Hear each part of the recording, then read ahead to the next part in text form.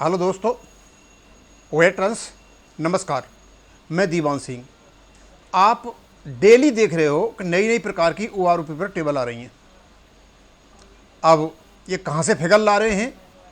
हो सकता है वो सही भी हों, मिनिमम और मैक्सिमम का एवरेज भी बता रहे हैं। अब मैं तो ये नहीं कह सकता भाई सही है गलत हैं, लेकिन OROP थर्ड की टेबल वो होंगी जो 6 महीने से लेकर के और 33-35 साल तक बनेंगी और उनको केवल और केवल DSW PCDA के माध्यम से निकालेगा। ये जितनी भी टेबलें आ रही हैं ये सच्चाई से बहुत दूर है।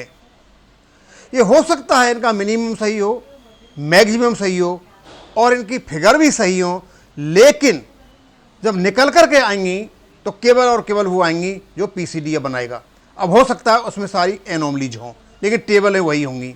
अब मैं एनोमलीज बताऊंगा पिछली बार क्या की थी, लेकिन उससे पहले एक मैसेज दिया है मेरे को किसी ने और मैंने बताया भी था कि ये जो दलाल किस्म के लोग हैं, ये जेब कतरे जो हैं ना, जेब कतर रहे हैं, इनसे आप थोड़ा दूर रहिए। आज और एक आदमी के बारे में डाला है किसी ने उस पर व्हाट्सएप पे, इट हैज़ बीन ऑब्जर्व्ड, पहले भी डाला मैंने, that a very long article along with a Google form is in circulation in WhatsApp by team led by advocate HFO Daya Shankar Pasi.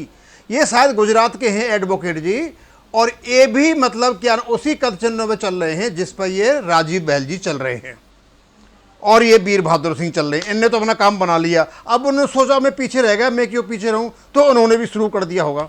मैंने आपसे कहा है कि जो कुछ होना था वो हो गया। 8 से केस कम से कम AFT में लगे हुए हैं और मेन केस आपके माननीय सुप्रीम कोर्ट में लगे हुए हैं X62 के, और जो X62 का निर्णय माननीय सुप्रीम कोर्ट से होगा वही मान्य होगा, क्योंकि OROP के जो पहले वाला केस था उसमें एक इस प्रकार की रूलिंग है, उस रूलिंग को केवल और केवल सुप्रीम कोर्ट ही क्लियर करेगा। इसलिए सबसे मेरा निवेदन है, किसी को कोई पैसा न दें, चुपचाप घर में बैठ जाएं, इन केसों की कंडीशन देख लें क्या है, उसके बाद आप करें जो कुछ भी करना चाहें। अब मेरा काम तो बताने का था, आप जानें। To file individual case in EFT where TAUA case is already in Supreme court.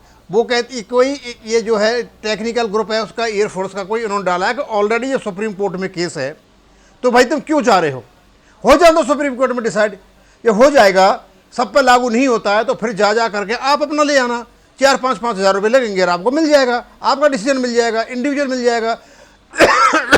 उसके बाद please don't get confused and spread this message that we are at highest platform of justice and our judgment will prevail upon all the lower courts of EFT।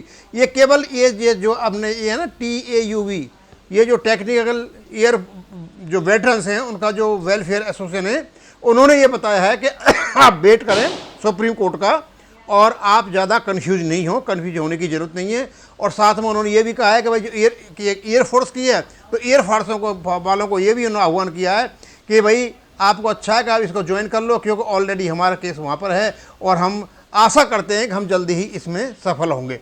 ये उनका message था, लेकिन किसी प्रकार के लोगों से पैसा किसी को नहीं दें। और मैंने देखा है अभी कुछ लोग एजिटेशन करने जा रहे हैं, कुछ कैंपेन निकालने जा रहे हैं, सिर्फ और सिर्फ इन लोगों का काम है केवल पैसा लेना। अब तक जितना भी जो कुछ भी हुआ उससे 2-3 बातें निकल कर गई। एक तो ये कुछ दलाल किस्म के लोग थे जो पैसा कमाना चाहते थे, लोगों को गुमराह कर रहे थे। दूसरे कुछ पॉलिटिकल ग्रुप थे, उनका देख ही लिया कि उनकी जमानतें जब्त हो गई। अब और हरियाणा में कुछ लोग एक्स हस्बैंड के नाम पर फिर वो चुनाव खूब लड़ो, चुनाव आपका अधिकार है, लेकिन क्लियर करके कहिए कि हम पॉलिटिकल हैं, हम पॉलिटिकली लड़ेंगे। हम अधिकार है सबका, खूब लड़ सकते हो, लेकिन इन किसी को पैसा न दें, क्योंकि आपकी इनको सहयोग देने का मतलब है कि जो सही लोग हैं, जो भारत सरकार से वार्ता करना चाहते हैं, वो वार्ता नहीं कर पा रहे हैं इन लोगों की वजह से। और साथ में ही ये जो TAU वाले हैं, इन्होंने एयरफोर्स का एक कंपैरिजन चार्ट डाला है। बोले भाई जब 7 और 8 टेबल में फर्क होना चाहिए था 1300 रुपये का, क्योंकि बस 3600 तो ले ही रहे थे और 3600 माइनस 6200 तो 2600 का फर्क, 2600 का आधा 1300।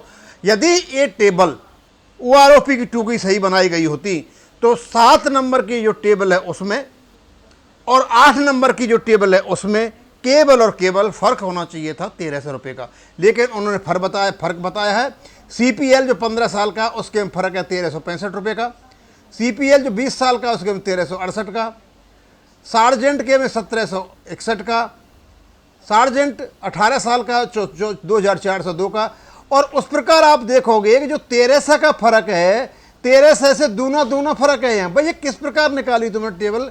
8 नंबर और इवन 4350, 4450 और डब्ल्यूओ में जाके 1575 और डब्ल्यूओ में 28 साल में जाके नील हो जाता है। यानी एक जो प्री 2016 पोस्ट 2016 जो 6200 ले दे रहे हैं उनका फर्क खत्म हो जाता है और उसके बाद जाकर के एमडब्ल्यू में हो जाता है और उस वक्त एमडब्ल्यू में ये खत्म हो। भैया ये समझ में नहीं आ रहा है क्या मुँह देख करके टेबल बना रहे थे क्या? इस टेबल को देखने के बाद में ये जो अंतर आया, देखने के बाद में 13 से ज़्यादा नहीं होना चाहिए था।